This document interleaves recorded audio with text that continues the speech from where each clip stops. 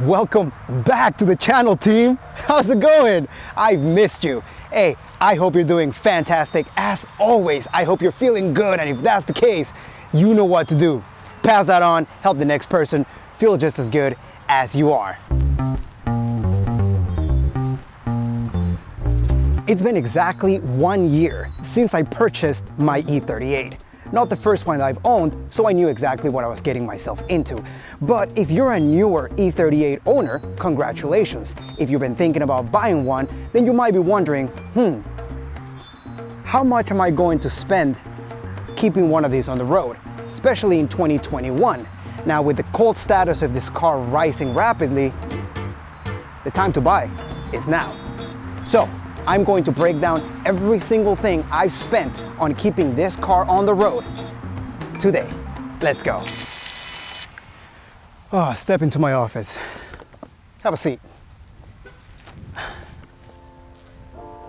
First off, I need to say a big shout out to everybody who has supported me this far.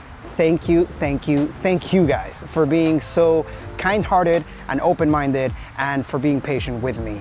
On that note, I just hit 1,000 subscribers not too long ago, and YouTube doesn't really recognize that in any way except sending you a text message that says, hey, you've hit 1,000 subscribers.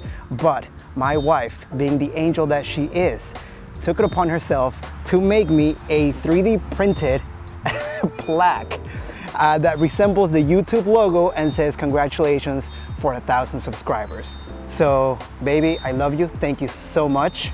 You are my heart, you are my everything. And for everybody that helped make that happen by watching my videos, by commenting and sharing, this is for you too. Thank you guys so much. Now, the E38. First off, you have to understand that when this car came out brand new, it could easily hit the 6-figure mark if it was fully loaded. But some of the parts and repairs can get expensive, but it's not that bad. It's not like Porsche expensive. It's BMW expensive. It is still a German car. It's still a luxury car. One of the things that comes to mind is, for example, the alternator. The alternator on this car is a water-cooled alternator, which means I don't know, complex. They try to reinvent the wheel or something.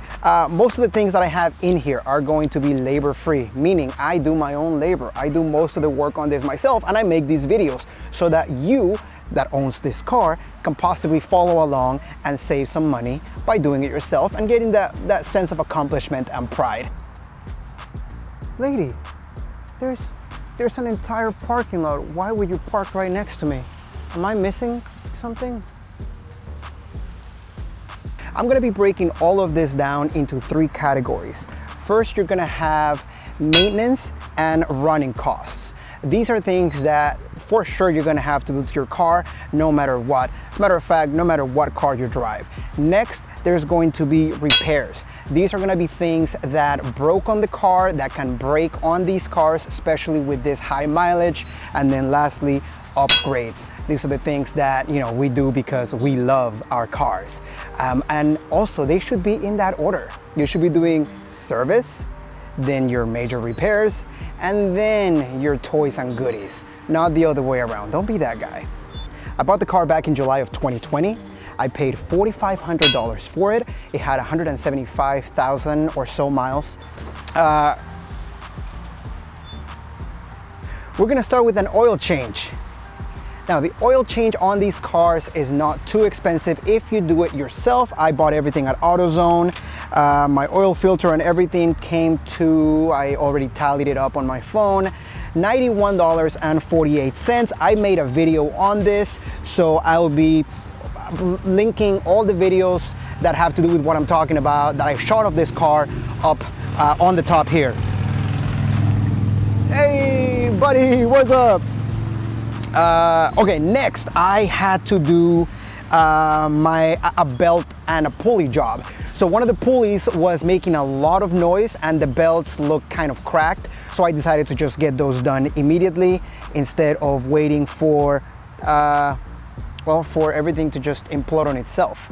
So my total parts on that was $250.87. That includes the belt tensioner assembly, my serpentine belts, the AC belt tensioner, and also my fan blade. So my fan, the fan itself on these cars, if you've heard anything about these cars, is that the fan can sometimes explode. It's what we call fan-mageddon. It basically blows up just because it's made out of plastic and it's old, so as it rotates, it'll just explode and it'll go everywhere. It'll take out everything in its path. It'll dent your hood. It's just, it's funny, but it sucks. It really, really sucks. After that, I was chasing a transmission issue. Most of these cars will give you some sort of problem with the transmission. Most of those problems are just related to the dirty oil or the dirty fluid in the transmission. For some reason, BMW said that these transmissions are not to be serviced. I guess they prefer to wait until they explode and then just try to sell you a new one. But if you know, you know. You're supposed to do a transmission oil service on these cars. When you're doing that, also change the filter, please. So that was one of the things that I had dealt with before on another car. So when it came up in this car, it was just giving me a rough shifting, like the shifting felt really rough.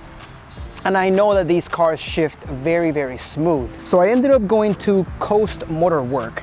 They're in Huntington Beach. And unfortunately, I gotta say that I don't have good reviews with them because listen to this, right? I went in and I told the guy what the problem was, what I was experiencing. Customer states that the vehicle was recently purchased and the transmission feels like it's slipping when shifting gears. Cool, please inspect the fluid condition and level. I told the guy, I think this is what the problem is. That's what it's been before, you know? So how much would it be for that? He hits me with, oh wait, no, I don't think that's the problem. Let's look at this instead. He starts selling me on all this other stuff that I'm just going like, that's not what I asked for. And then he comes back with this. Road tested and checked the transmission operation, evaluated the shifting, and recommended needed repairs test for transmission and engine system faults and report findings. We found no faults for transmission or engine. The DSC module has no coding faults. The software is up to date. So instead of doing a fluid change for me, he sold me on the fact that the computer, the DME or the DSC module, sometimes needs an update, and that a lot of times it's nothing to do with mechanical, it's software related. Okay, so I said, sure, you're the expert. I've never heard of that on these cars. I mean, they're old enough where I don't think they need any kind of updates to the transmission module or anything like that, but sure, you are the expert. So I let him do his thing. He charges me $149.63 to tell me what I'm going to read to you here verbatim. We inspected the transmission fluid and found the level full, but the fluid is very dark and metallic. The transmission pan appears to still have the undercoating applied. Looks to be the original trans. Due to the high mileage, it might be better use of money to replace the transmission when it fails. Oh. Coast Motor Work in Huntington Beach. You guys are funny. I definitely wouldn't recommend it and I would not go back to them. He charged me $149 to run some tests and update my software on my transmission and my DSC module. All of that basically to do absolutely nothing and to tell me that he doesn't want to do a fluid change and he'd rather just wait for me to come back so he can charge me a whole lot more money to replace my entire transmission. After that, I was like, fine, whatever, I'm over it. $149 for basically nothing. So I'm just gonna buy the parts myself and take it to another shop. I bought Valvoline Max Life transmission fluid at O'Reilly's. Then I got the transmission pan gasket, the O-ring, and the trans filter from Pelican Parts. And I took this to EF1 Motorsports. They're in Signal Hill. Fabrizio is a good friend of mine. Shout outs to Fabrizio. He's a cool dude. He knows what he's doing. I told him what I needed. I gave him the parts that I bought. He said, cool, come back in like 2 hours. Parts, $144.32 and labor, $157. And yeah, it's been working fine. So look at that. After that, I wanted to make the car sound sexy. So I went to a place where I definitely overpaid, but $155 later, they did a muffler delete for me. I know, it's probably a waste of money to have them do it. They did well, new piping and stuff, so whatever. I got a free hat out of it. Next, I did my spark plugs. I bought them off of Amazon, $72.24 for my NGK, and of course, I did that myself. You can check out the video if you'd like. Then it was around January or December or January, and I wanted to fix my cluster. All the pixels on the cluster look like ass, and I wanted to just get a brand new cluster. And I've always wanted to upgrade to the M5 cluster, which is a lot like the M3 cluster. It has the extra warm-up lights on the RPM gauge, etc., etc. I like that a lot more. I got in contact with Fixels, sent them my cluster. No, I didn't send him my cluster. No, he sent me a brand new cluster. He didn't need my cluster.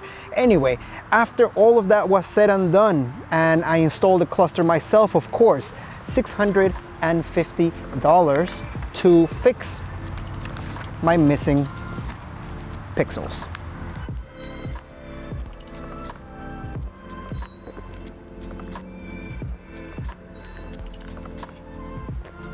By the way, that annoying like squeaking sound, that's some kids on the swings over there. I gotta go over there and put some WD-40 on them, on the kids.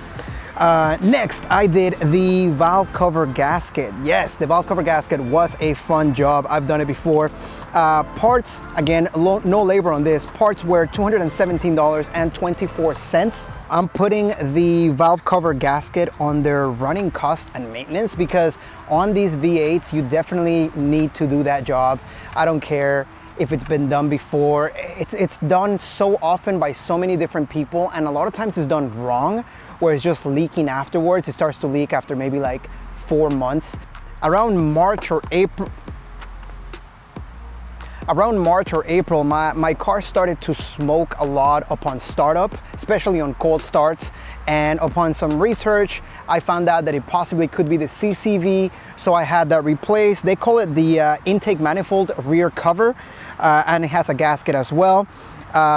This is of course under repairs, not running costs, because even though these fail, it takes a lot of miles for these to fail, so you might not have to ever do yours. But the parts on this was $150.56 for the CCV valve. While I was doing that, of course, some of the hoses that connect to it were very brittle, so I ended up having to buy the hoses, the sucking jet pump hose, and then the brake booster hose that attaches to that and goes to the brake booster. Both of those hoses are included in that price. The next thing after that was gonna be my timing chain tensioner. So that's another thing that I actually put under running costs, because I think these get neglected and you definitely want to replace it. And if I were you, I would just replace it maybe, I don't know, once every 2 years or something. It's such a cheap part, and if it prevents you from having to do a full-on timing chain guide job, I would just do it. It's kind of like an oil change. Don't skimp out on oil, because oil changes and your timing chain tensioner are two critical things to the life of the timing chain guides. So I did that. I put that on the running costs. The timing chain tensioner, $71.66. June came around. It was time for another oil change. That was $85. And I think that's it. Nothing much has gone wrong with it. I have not done the timing chain guides, nor do I have any receipts stating when they were done last or if they have ever been done. It is my belief that they have never been done. I know that I am on borrowed time, but again, I'm just gonna keep up on that oil change, on those oil changes, and hopefully it'll last me until I swap the engine out, which I will be swapping the engine out on this car, so that's gonna be super cool. But if you need to do a timing chain guide, and honestly, I'm gonna say it like this, you should always have it in the back of your head that immediately after you purchase a used 740i, you're gonna have to do the timing chain guides. It's not something you can get mad at. Unless you have receipts from a reputable shop, it's not something you can get mad at. You just have to take it. That's part, you gotta pay to play, and that's part of ownership on these cars. If the timing chain guides were to go tomorrow, I would be, okay, well, let's get them done. You know, it's not something like, oh my God, why did this happen to me? Why? Because it's going to happen. That's what they do. They break, they're brittle, they're plastic. So with that said, that job can run anywhere between $200 and $3,500. Up to you what your car is worth to you. So I haven't done those yet, and because of that, I don't think my total is gonna be very high on here. But I haven't added all of this yet, so let's do that real quick and see where we're at. 91.48, 72.24, carry the 3, divide by pi.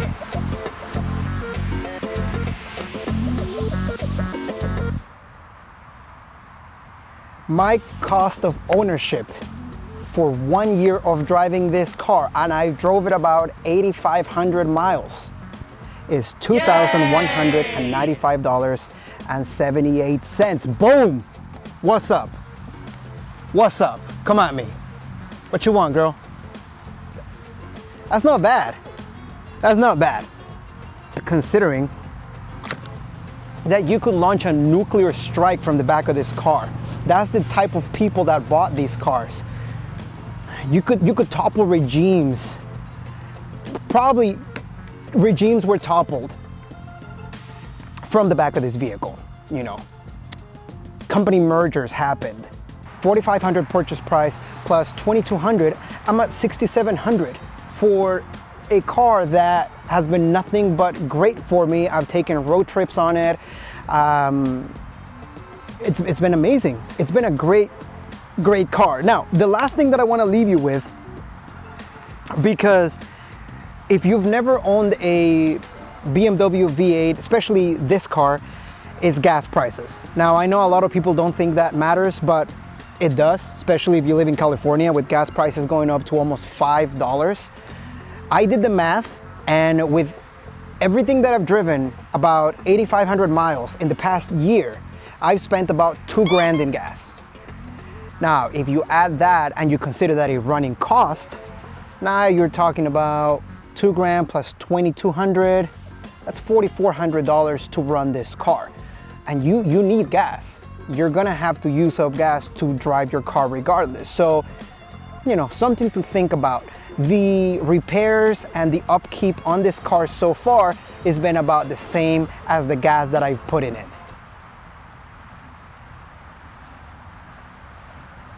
Okay, as soon as I said that, that sounded weird. Is that a good thing? Like, that's a good thing, right? Or is that a bad thing? I have no idea. I hope you guys found this video entertaining. I hope you found it insightful, that you found it informational. Hopefully you have a better understanding of how easy and how inexpensive it is to run one of these cars. You know, as long as your vanos doesn't go out or your timing chain guides don't get in the way. It's actually not that bad of a vehicle to own, as long as somebody has looked after it before your ownership. Once again, thank you for staying till the very end of the video. Thank you for 1,000 subscribers. You guys rock, you made it happen. And let's get to 10,000 strong. And until next time, I will see you on the next video.